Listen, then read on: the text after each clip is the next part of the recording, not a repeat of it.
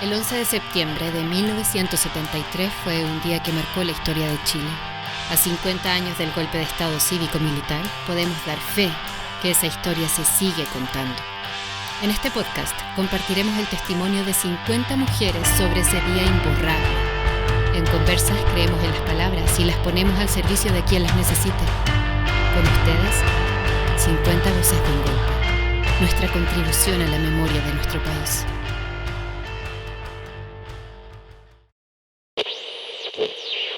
Yo soy Adriana del Piano, ex ministra de Educación, de la Mujer y de Bienes Nacionales, y actualmente soy integrante del directorio de Televisión Nacional. Soy una de las integrantes del comité armado por el Ministerio para reactivar el sistema educativo y directora ad honorem de varias instituciones dedicadas al tema de educación.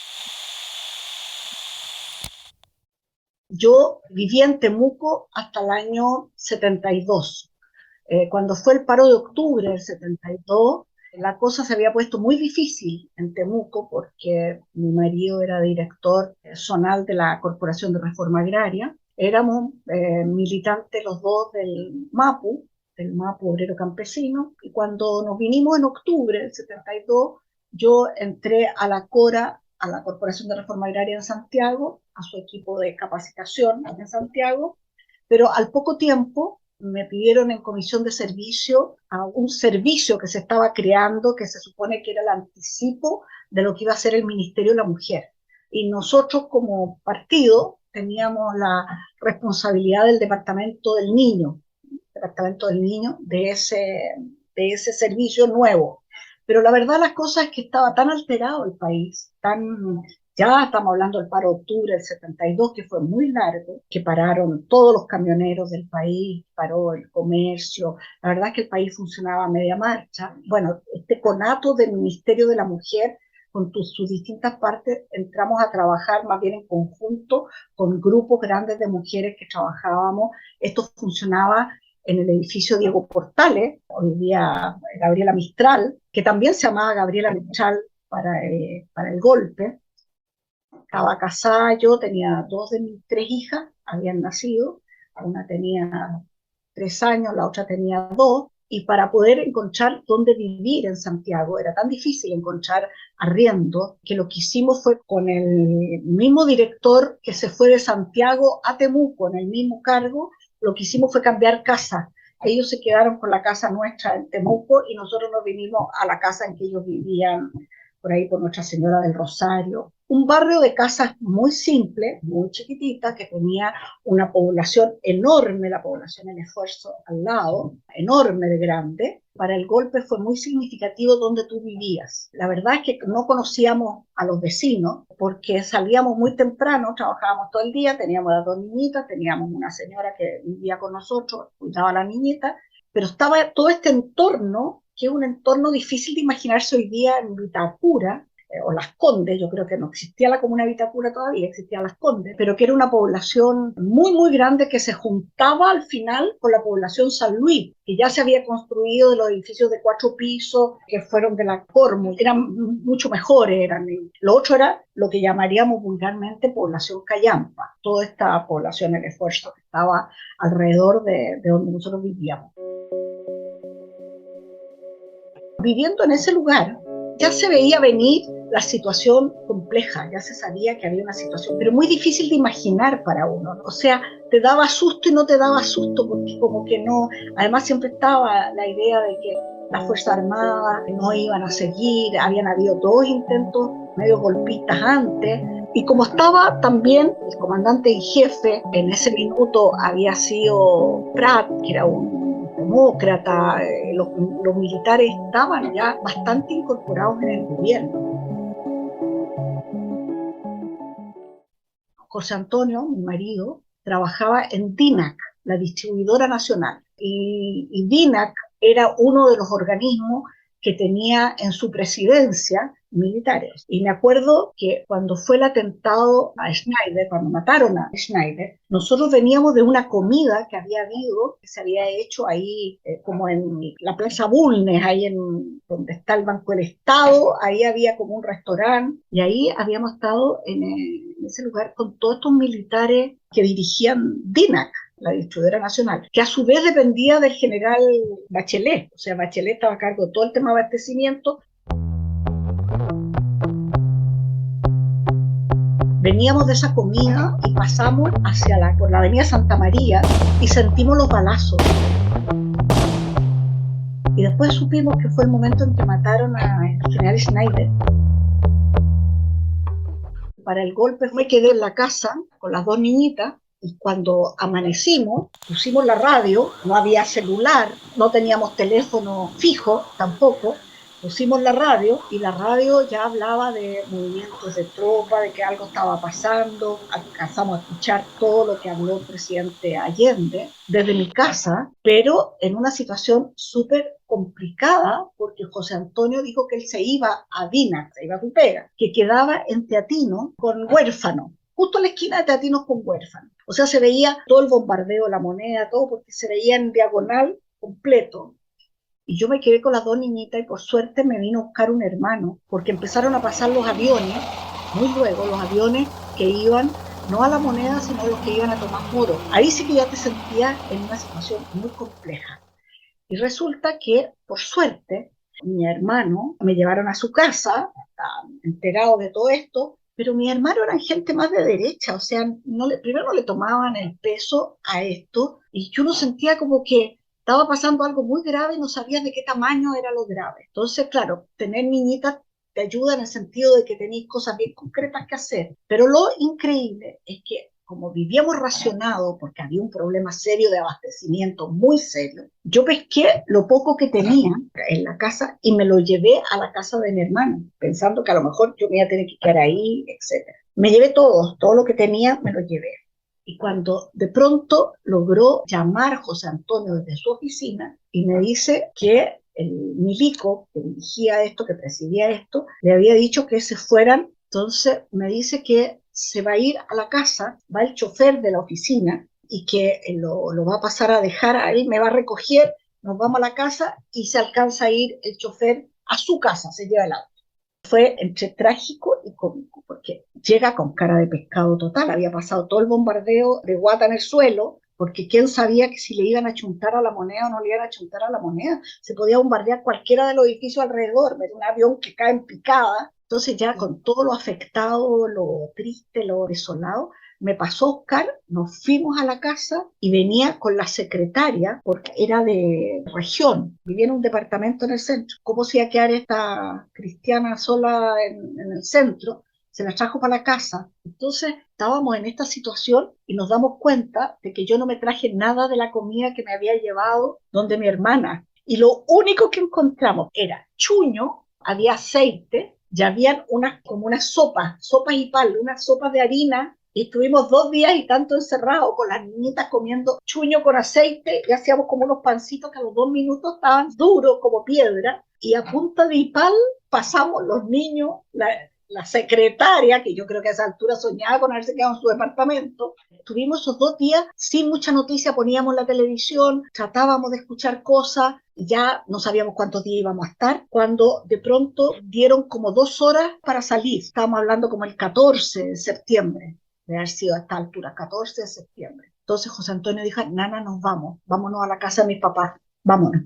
Nos subimos, teníamos un Fiat 600, nos subimos con las niñitas, chao a la secretaria, la dejamos en algún lugar del mundo que no me acuerdo, y sacamos ropa, algunas cosas, y nos fuimos a la casa de mis suegros que vivían en Diagonal Oriente, al llegar a Pedro Valdivia.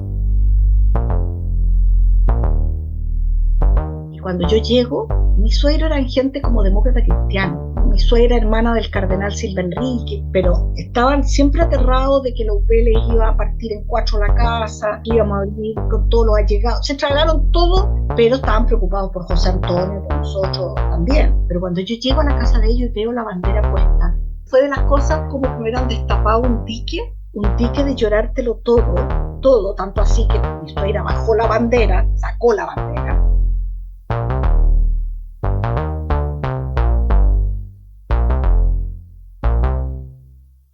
pasó algo increíble, porque resulta de que nos vinimos, ya estaba ahí la Antonia, que era la señora que hacía las cosas en la casa. Entonces en un momento determinado vimos que no nos habíamos traído todas las cosas y fue con mi cuñado a la casa nuestra a sacar ropa para nosotros, para las niñas. Y cuando llega, sale la vieja de la casa al lado y dice: a esta casa no puede entrar nadie por orden de los militares. Nos habían allanado la casa, nos hicieron pedazos todos los muebles, nos robaron todos los cubiertos, pero rajaron todos los cojines del living a ver si adentro habían armas. Después supimos, porque la vieja le dijo, y la Antonia Mish dijo: ¿caso esta casa es de los milicos, que no se me puedo entrar yo a mi casa? Y la vieja empezó a llamar para que vinieran de nuevo los milicos. Y alcanzaron a sacar cosas y a apretar. Nos habían roto todos los vidrios para entrar a la casa, todo. Nosotros teníamos que después entregar esa casa que estaba arrendada. Tuvimos que reponer todos los vidrios, conseguir una empresa que fuera y los pusiera y entregara eso, y nosotros hacernos los locos.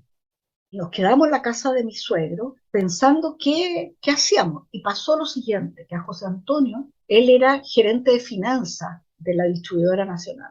Y él retenía todas las cuotas sindicales. Y una vez al mes se le entregaba al sindicato las platas que eran del sindicato. Y el 11 le entregó a los sindicatos cuotas retenidas, pero que no correspondieron a la fecha para entregárselas. Porque los dirigentes pescaron eso y se mandaron cambiar. Nadie sabía, está todo el mundo arreglado. Se conocen las peores escenas de la gente. El subgerente de finanzas era un gallo del Partido Radical. Para ponerse en la buena con los milicos, que ya manejaban esto, fue inmediatamente a decirle que José Antonio había entregado estas platas a los sindicatos, que no se habían enterado nunca, por primero que eran plata a los sindicatos, pero no solo eso, por la pared se había pasado un cubano que estaba en el Hotel Panamericano y se escondió en uno de los baños de la oficina de José Antonio. Y este desgraciado fue y le dijo a los milicos, y vinieron a buscar al cubano y se lo llevaron. O sea, pero estamos hablando de alguien que era de la UP, alguien que trabajaba en el gobierno, era el subgerente. De ahí el general que estaba a cargo de esto le dice a José Antonio, muy así, con voz de milico, andaba con las botas arriba de los pantalones, le dice: tú sabes cómo se castiga el robo en tiempo de guerra. O tú repones esta plata en 24 horas o te vas preso inmediatamente. Esto puede ser cárcel o fusilamiento. José Antonio dijo: ¿dónde están los dirigentes sindicales? ¿Dónde yo iba a conseguir esta plata? Nos fuimos con mi suegra a hablar con el cardenal para ver si José Antonio se podía asilar en la nunciatura. Porque, ¿qué hacíamos? O sea, ya su domicilio era conocido, todo era conocido, y el nuncio, que era muy momio, ya tenía adentro a José Antonio Viragallo. Y yo pregunté si yo también me asilaba. O sea, yo no sabía. Pero el viejo me miró con cara loca total y absolutamente y aceptó a José Antonio. Se asiló José Antonio y se quedó como 10 días, todo lo que quedaba de septiembre, ya no era tanto, porque llegó el nuncio y dijo que no podía tener gente que no diera a conocer quiénes eran. Y dar a conocer quiénes eran es que José Antonio ya no podía salir nunca más. Y a esa altura habían aparecido los dirigentes sindicales y devolvieron la plata. Se enteraron de esto y devolvieron la plata. Juntó la plata y se la fue a dejar al milico. Podrían haberlo atacado ahí mismo. Yo creo que el milico no se la tenía tan mala, aceptó la plata y le dijo: hasta aquí llegamos, chao pescado, y corte y fuera. Ya llevábamos varios meses sin trabajar, estábamos viviendo de allegado en la casa de mi suegra. Octubre o noviembre, ya no me acuerdo bien, decidimos irnos a Mendoza.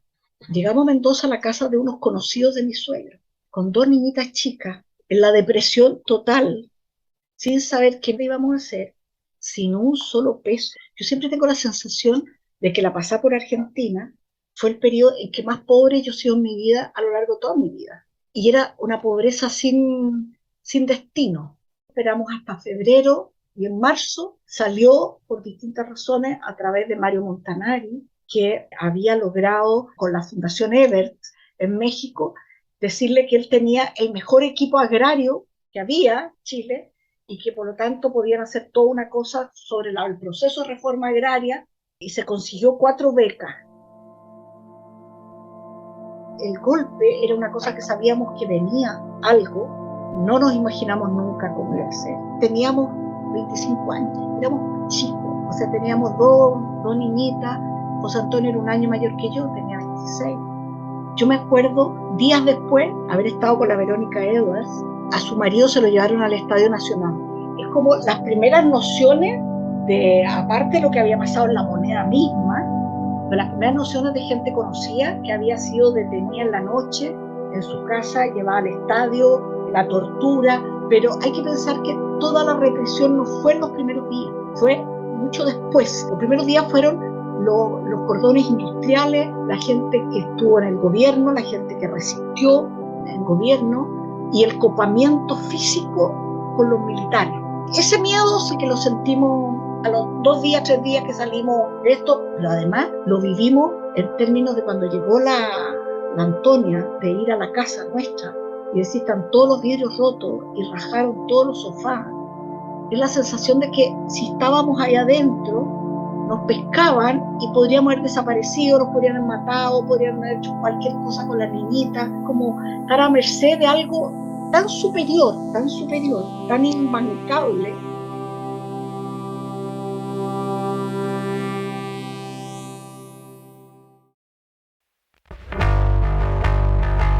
«50 voces de un golpe» es una idea original de Conversas, Oficina de Comunicaciones. Diseño sonoro, Francisca Alvier. Diseño gráfico, Constanza Fernández. Voz, Carolina Villanueva. Producción de entrevistas, equipo de periodistas de Conversas.